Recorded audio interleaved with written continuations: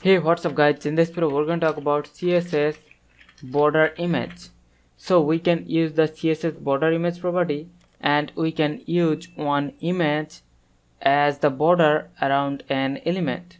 Like an example, we're going to create one div element, and now inside the style tag we're going to select the div, and now the idea is that we're going to apply some border around the div element, and also we're going to use one image as the border around the div element.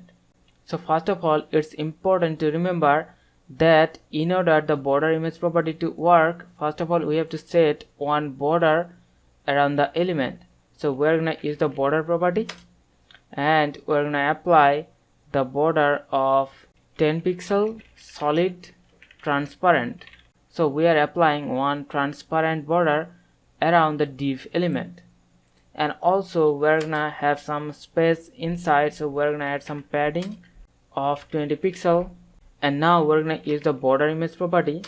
So the border image property has three parts. So first of all we specify the URL of the image, like an example border image.png, and after that we specify from where to slice the image.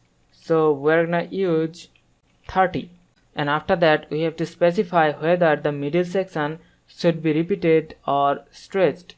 We're gonna use round, and now if we refresh the page you can see we have the image as the border around the element.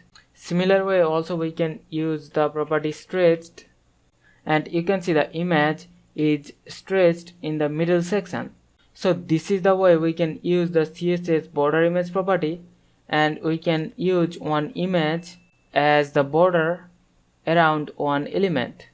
So hope you understand the concept. We'll see you in the next one. Thank you.